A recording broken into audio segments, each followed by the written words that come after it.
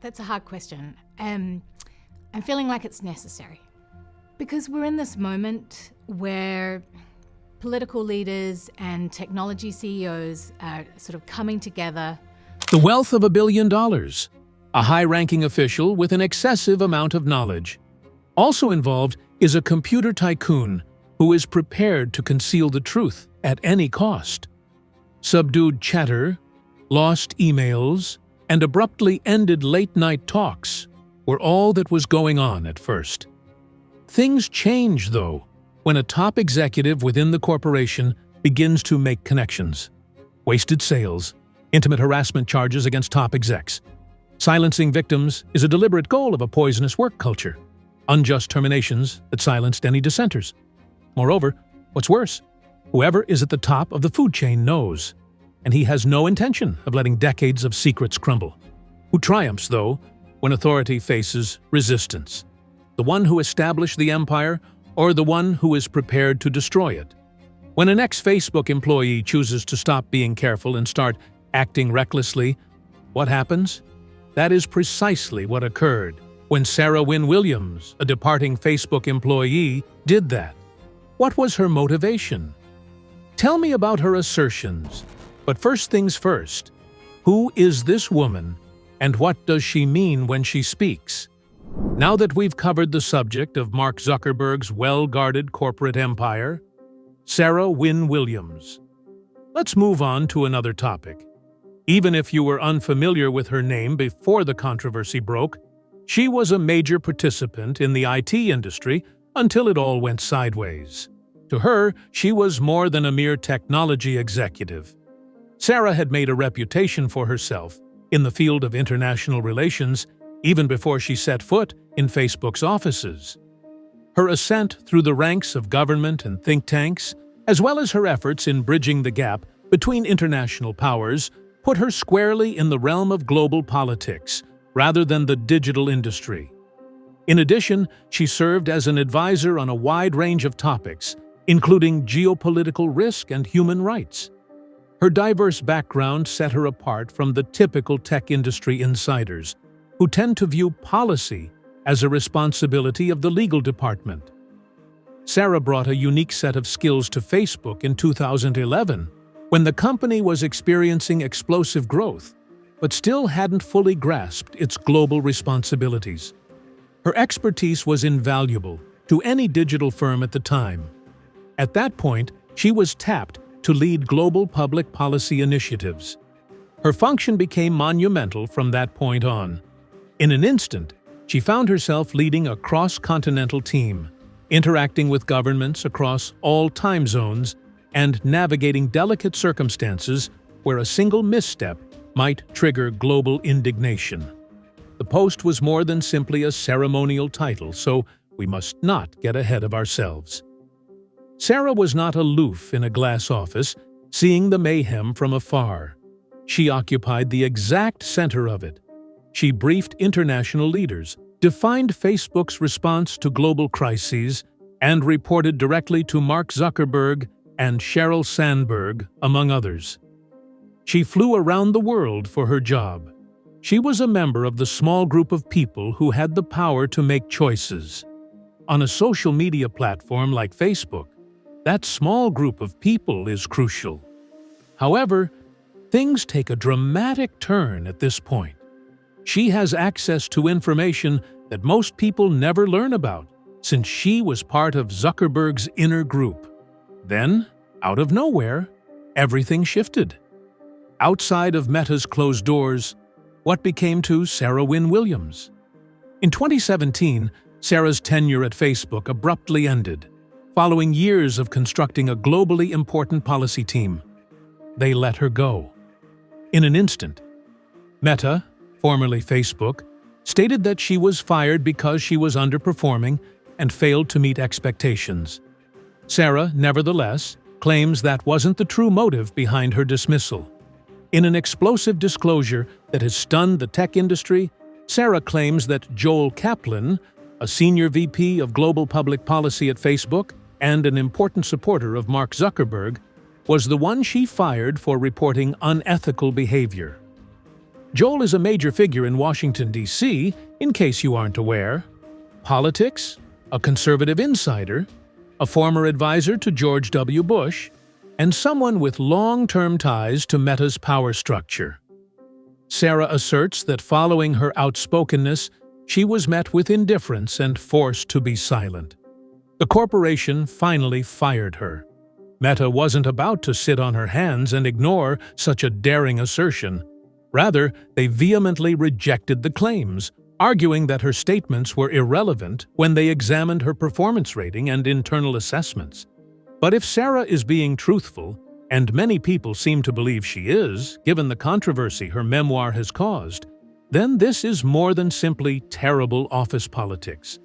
Power always finds a way to keep its hold on power, and standing out for what you believe in can sometimes have devastating consequences. Because you should be ready to get burned if you desire the smoke. To get back on topic, Sarah Wynne Williams didn't exactly disappear into thin air. After hiding out for a while, she carefully plotted her next move. She reappears after a long absence, this time armed with a novel that has kept readers up at night. Meta was in for the most devastating shock of their life if they believed 2017 was the last time they saw her. After helping to construct Facebook's empire, she is now revealing its inner workings. Why is she now coming out now? And what did she observe that made her stay silent impossible? On March 11, 2025, Sarah's book was leaked like a bombshell. It had sneaked up on everyone unawares. Nothing happened in the way of media rollout, announcements, leaks, or soft releases. All it took was one well-polished hardback to flood bookshops and Kindle feeds worldwide. Meta vehemently intended for no one to read careless people. Regarding Sarah, she relished each and every moment. It was mayhem ever since the book was out. The media went absolutely bonkers.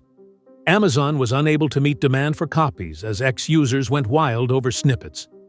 Why? Why? Because, unlike most corporate tell-alls, Careless People had an engaging narrative. It lacked dryness and excessive polish. No, Sarah penned her piece as if she were about to lose everything. Raw, direct, and, most importantly, furious. That was her demeanor. The leadership culture at Meta, beginning with Mark Zuckerberg, was the target of that wrath. Sarah established early on that this would not be a gentle indictment of office politics or abstract policy concerns. It was very personal, and her unique approach to revealing a world that few ever see, one characterized by unbridled power, cult-like devotion, and a society that valued expansion and domination over ethics and individuals. Meta, she claims, did more than simply stray from its original mission. It voluntarily sacrificed its ethics in pursuit of growth. The fireworks followed. We'll begin with Mark Zuckerberg. Put the hoodie-wearing genius stereotype out of your mind. Sarah claims that Mark was very different when they weren't together. According to her, he could be rather immature, possessive, and narcissistic at times. The most shocking part of the book was his outburst on the corporate plane over a board game. Yeah, you read it correctly.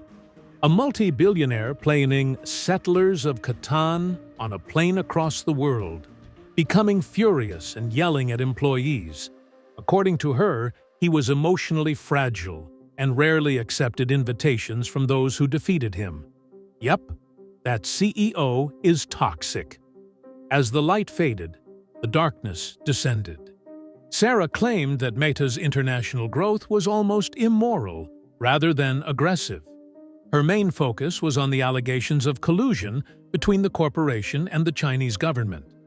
Meta, she claims, lied to the Chinese Communist Party on occasion, jeopardizing user privacy or agreeing with censorship demands in order to win their favor. She claimed to have witnessed the event unfold in real time rather than only making broad assumptions. And it wasn't all.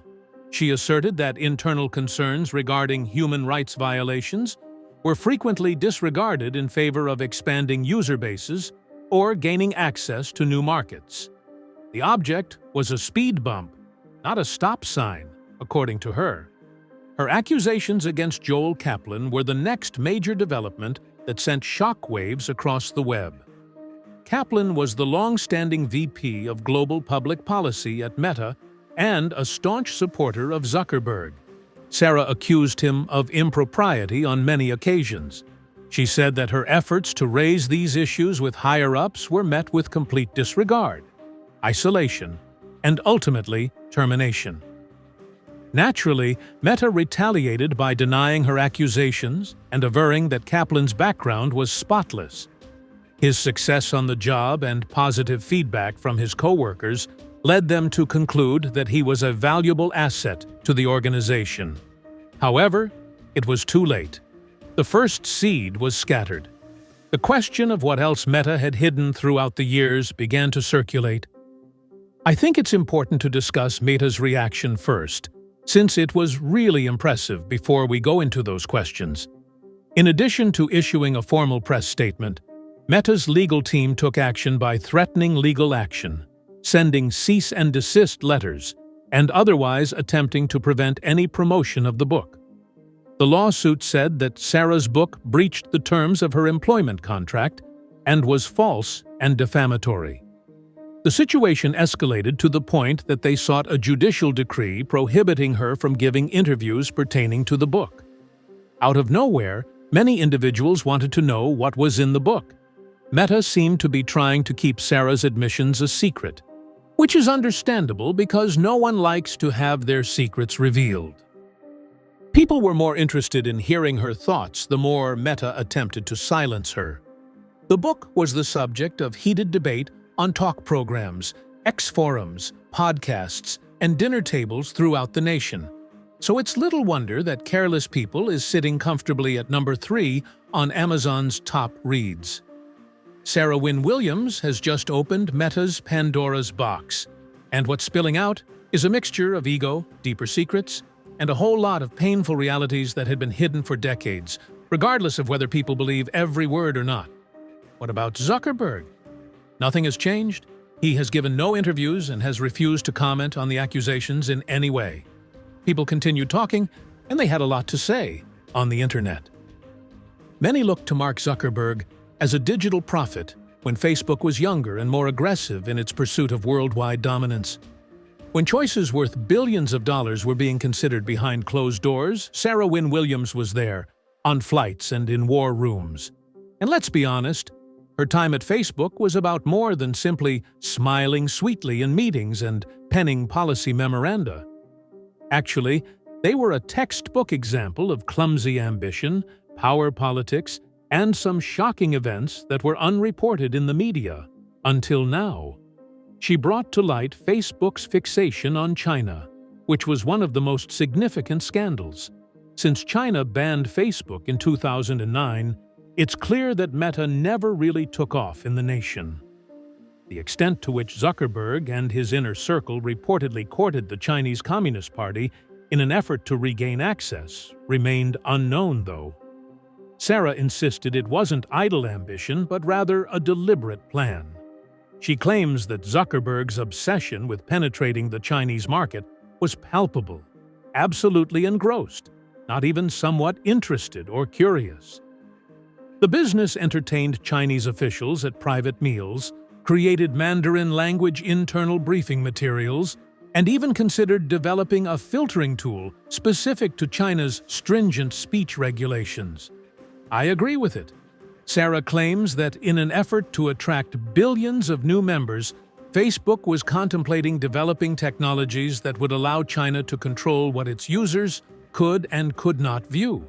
And in cases when concerns were raised by internal ethical teams, Sarah claims that they were ignored. To top it all off, Sarah allegedly accused Facebook of deceiving investors about the company's chances of breaking into the Chinese market in a secret complaint she filed with the Securities and Exchange Commission. According to her, the company's shareholder reports exaggerated progress without accurately reflecting the serious discussions taking place behind closed doors. The stakes are much higher than a public relations disaster if her claims are true. Possible securities fraud is at stake. And if all that turmoil wasn't bad enough, Sarah's book also includes some really strange and cringeworthy anecdotes about Zuckerberg, such as the day he proclaimed Andrew Jackson to be the greatest U.S. president of all time in front of a gathering of senior officials. Despite Jackson's ties to slavery and the genocide of Native Americans, Zuckerberg allegedly used the incident to highlight his strong leadership qualities in an inspirational moment. In her memoir, Sarah also mentioned that this was only one of many instances where Mark's history lessons created an uncomfortable atmosphere that could be cut with a knife. The now famous passport incident, however, is unrivaled. Sarah describes a formal business trip to Peru that Zuckerberg was expected to attend. Every detail of the team's itinerary had been meticulously arranged. But Mark forgot to bring his passport with him when he boarded the plane. Evidently, he forgot to bring it with him to California. And the worst part? Not at himself, apparently, but at his employees. He lost it. According to Sarah, he became angry and began yelling at his subordinates, accusing them of not checking his travel docs as if he were a defenseless first-year student on a school field trip. Everyone was quite cautious. Since the boss could only blame himself, no one dared to tell him that. The tales about the board game breakdown will make you question whether they could possibly be any more outlandish. Sarah claims that Zuckerberg often brought settlers of Catan on business flights, including on prominent excursions such as the one with Obama following the 2016 election. The idea is charming, isn't it? Until he was defeated. It seems that Mark was not happy about losing. Sarah recounts an instance where he exhibited extreme emotional disengagement following a loss, going on to refuse to communicate with anybody for several hours, and even resorted to silent treatment towards senior team members about a game of chance when returning from a meeting with an ex-president. As far as Sarah was concerned, these incidents betrayed more than simply an eccentric work environment. Here, leadership was synonymous with unbridled ego. Employees were afraid to speak their minds, and even achieving a small victory, as in a game, was seen as a threat to one's position of power. You needed to be able to read the room's mood if you were there. It was important to be able to control your reactions, such as laughing, being silent, and seeming as if everything was well when in fact it obviously wasn't. It was all observed by Sarah. And now, after all these years, she's letting it all hang out. Meta took the legal route because they would not sit idly by while an ex-employee walked around making damaging charges. Unfortunately for Meta, Sarah's book was clearly becoming more popular. Meta attempted to pull a fast one behind the scenes, and you thought Sarah Wynne Williams' novel was dramatic. It wasn't only negative feedback or an unpleasant news release. In fact, Meta went to great lengths, a gag order, arbitration and all, to try to bury her. To summarize, here is what transpired. The anticipation for Careless People's release was palpable even before its official debut. Word got out. Word on the street among journalists was that Meta was about to have its dirty laundry revealed in a blockbuster exposé. Sarah and her publisher were quietly preparing for the release, and then it happened. However, bang!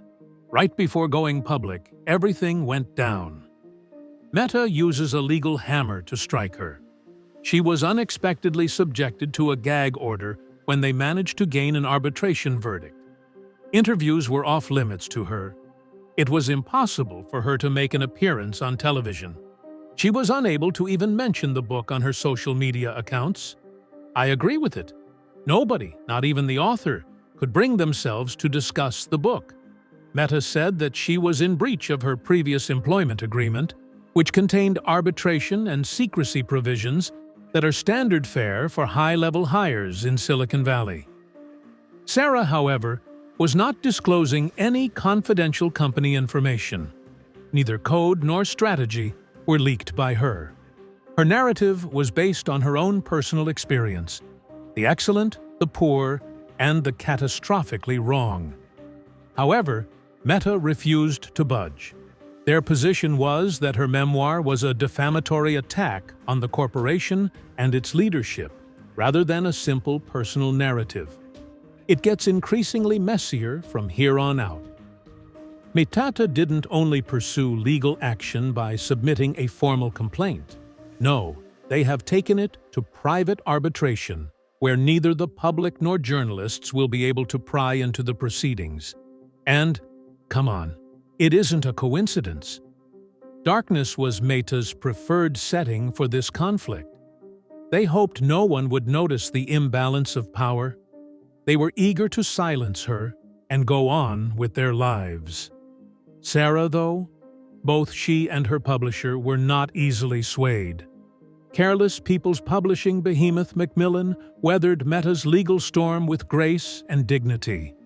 Macmillan ensured that the engine remained operational, as Sarah was ordered to remain silent according to the gag order. In spite of Meta's accusations, they persisted in promoting the book and making public remarks. Even though they were legally in Sarah's corner, they couldn't stop the publishers from promoting their authors and performing their jobs. Sarah greatly valued that support. Because Sarah's tale made it into papers, internet, and headlines, even if she couldn't articulate it herself. Almost everyone participated in the discourse on Twitter threads, Facebook postings, and even TikTok, demonstrating how well social media handled the situation. In addition to the enticing material, the book's motivation drew readers in. From the time Meta attempted to censor her, the story escalated beyond a memoir into a fight for freedom of expression, power, and the truth, all while facing up against a digital company worth billions of dollars. Sarah was subdued by law by the time her book was available for purchase. Her stillness, however, seemed to amplify the din. Everyone could see what was going on. And let's face it, Meta gave the impression that they were trying to conceal something with their gag order.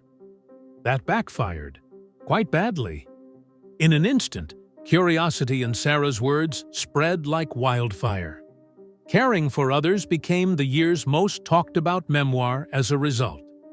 Ultimately, it's about more than just a legal disagreement. It's the classic tale of David and Goliath. Fighting back against one of the world's most influential corporations is a single strong-willed lady. Although Sarah was not named in the gag order, Meta was. She stole the show. Meta was plainly unprepared for the uproar that Sarah Wynne Memoir Williams sparked. So why did it soar to the top of the charts anyway? Careless People was an instant smash as soon as it reached the shelves. The tea was served, and the people certainly didn't waste a drop. There was more to this than the typical corporate memoir, chock full of formal language and lifeless tales. No, it was an explosive exposé detailing the inner workings of one of the most powerful corporations in the world, complete with scandalous claims, dramatic backstage drama, and some very unpleasant facts about the way the company was running. Also, the Streisand effect needs to be discussed, because Meta, they were setting themselves up for failure. They succeeded only in piquing people's interest in the book by attempting to silence Sarah by issuing a gag order. Everyone, of course, wanted to get their hands on it right away. Careless People quickly became a bestseller on Amazon, with customers buying it like new iPhones. It reached number 3 on the bestseller list just days after its debut. The irony is that free exposure was the result of an attempt to suppress someone. Meta's efforts to calm Sarah down ended up making her narrative sound even worse. It was not, however, universally celebrated. Things were quite tight at Meta's headquarters. The book had sparked a furor, and both present and past workers weren't exactly overjoyed. They retaliated by saying Sarah had crossed a line. They criticized her, claiming that her accounts were embellished, sensationalized, and, occasionally, completely untrue. A personal grudge dressed up as a tell-all, one ex-executive called Sarah's book. Others claimed she was simply seeking retribution for her painful 2017 exit from the firm. She took a lot of heat for some of her more detailed accusations, such as Zuckerberg's outbursts over board games and the covert effort to win over Chinese authorities. Sure, maybe Zuckerberg didn't enjoy losing games or forgetting his passport, but who doesn't get irritated over anything like that? Some Meta insiders believed the claims were much exaggerated. Some staff were allegedly trying to save their jobs by playing along with the company's storyline, but it didn't stop the rumors. Even while there were those who defended Sarah, there were still some who, naturally, backed her allegations anonymously. Perhaps Meta's detractors weren't completely mistaken, according to these accounts. People started taking sides in the feud between Meta's leadership and one of its most outspoken former workers, and it devolved into a complete he said, she said situation. Just think about how quickly the media circus descended upon it. Both the book's publication and Meta's legal maneuvers have caused headlines to spin out of control. Careless People has been making headlines across all major media platforms, including tech journals and mainstream news networks. For Meta, the timing was absolutely disastrous. Meta is already embroiled in a number of legal disputes stemming from privacy and monopolistic issues, and the situation was already hot before Sarah's book added fuel to the fire. News outlets were ablaze with reports detailing the poisonous work environment at Meta, the authoritarian management style of Mark Zuckerberg, and the company's readiness to put profits above ethics. Podcasts and talk programs deconstructed each chapter, with hosts openly questioning what else was happening beneath Meta's perfect facade. Was Zuckerberg truly this haughty tech tycoon? Sarah said that we ignored domestic concerns about human rights abuses in order to appease foreign governments. Was this actually the case? Above all else, how much dirt was yet to be revealed? The book's substance wasn't the only thing that got people talking. It was the essence of Careless People. And to be honest, it was an unusual and unfiltered look into life at a large computer business.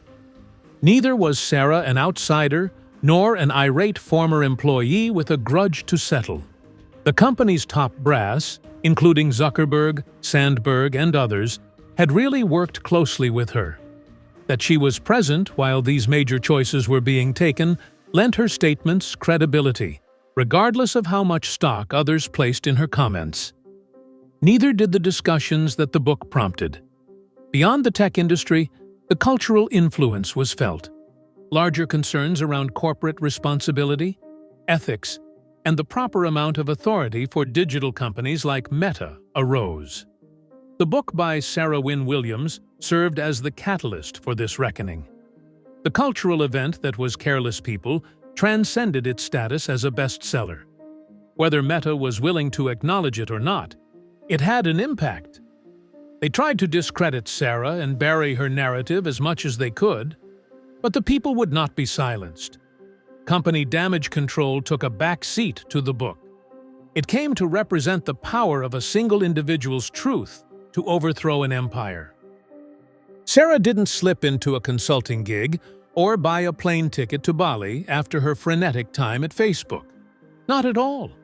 In addition to her role as a whistleblower, she is now an important voice in the international discussion on artificial intelligence. She changed direction and began researching artificial intelligence policy, paying particular attention to the growing dangers and tensions associated with the tech rivalry between the United States and China. You'd think she'd want to stay out of politics and geopolitics after escaping a business minefield like Meta.